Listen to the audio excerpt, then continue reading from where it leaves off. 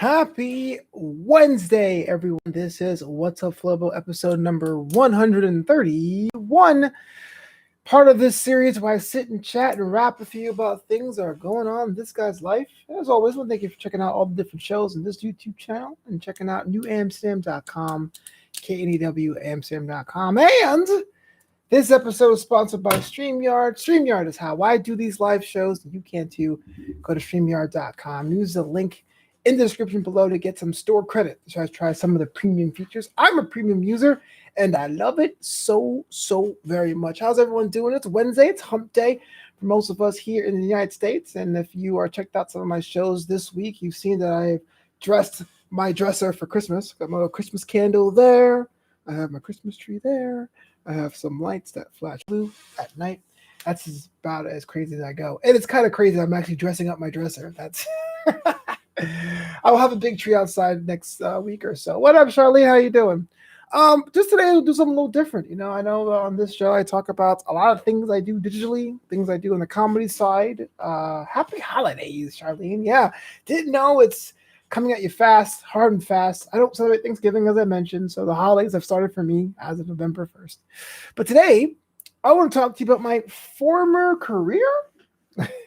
I don't know if people know this. I thought it was common knowledge, but that's a problem when you do, not to brag, so many things, is that things people forget.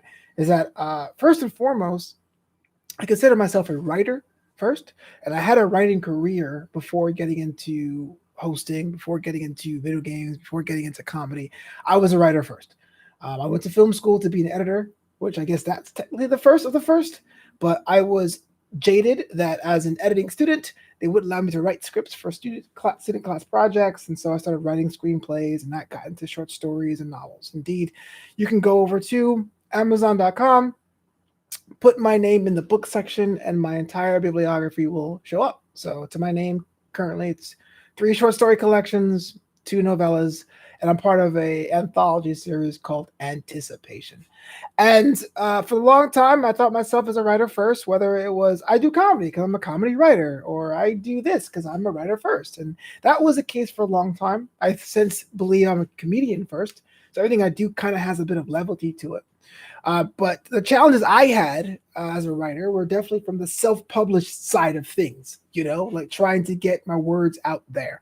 I tried and experimented on so many different distribution models. And it's funny because when I was doing it myself, no one had any information.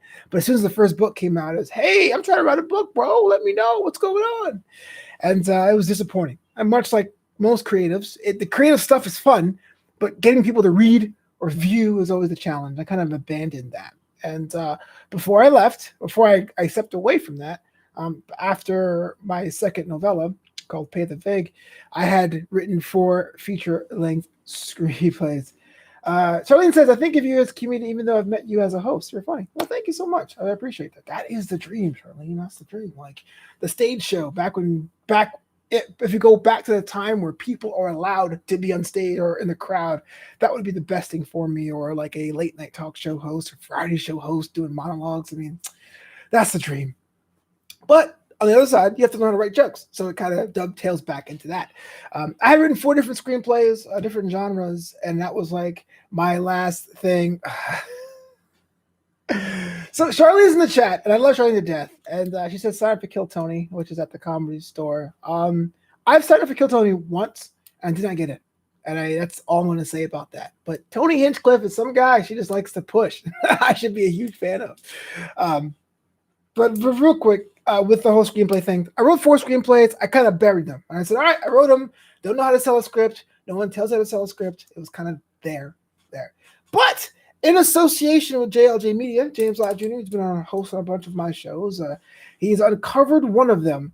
All I can say, it's called Take the Wheel. I won't go into details of what's about quite yet until it's about ready to go. And we were just talking about how we can expand the story. And the bug was there. I got caught up in just writing things for character, writing things for scenes, having growth and arcs and stuff. And back to the comedy thing, sketches are very similar to screenplays in that way. You have a premise, you have characters interacting, and things get more and more absurd. There's usually like one giant big laugh, and then you get out. Much like how when you're writing a novel or writing a screenplay, there is like the inciting incident, the characters, a big action set piece, the Avengers come together, there's a chase scene, explosions, and then it kind of ends. So I don't know. I think I'm getting the bug just a little bit more. I'm thinking about how I can lean back into the writing. Not to say I do this too, because sometimes I wonder or worry if you follow me on social that I'm just hawking too many things at once.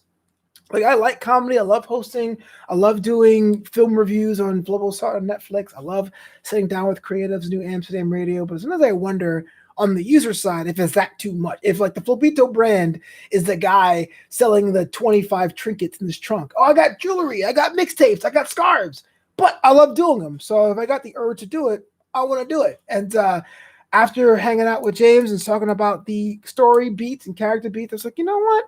Maybe I should like give writing one more go. My mom would be ecstatic. She loves that. She loves that writing part of my life. She used to brag to her friends about the books I wrote and tell me I can't write for crap. But she meant well. She meant well. She just says I have to get an editor. That's all. All right. So that's the thing I had this week as far as a revelation. And I hope that in 2021 I'll be able to take the wheel and other writing projects to you. And hopefully I can get back on stage and actually record more stand-up material. Like, I've done the comedy songs, I've done comedy writing, but I want to be able to show people how I've grown as a stage comedian. So Charlene can tell Tony Hinchcliffe, hey, get a Flobo on your show, and everything will be balanced. You know what I'm saying? That's what I want to be able to be on other comedian shows and talk about how awesome I am.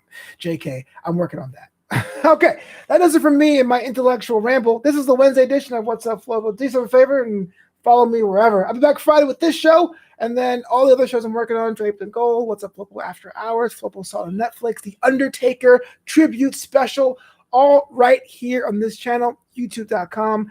That's Flobo Boyce. And breaking news, I have a holiday t-shirt for my t-shirt store in the works, and that will be on sale at Flopito, that's threadless.com. Until next time, I'm going to clip this out, show it to my mom because she loves this show, and enjoy your day. All right, later.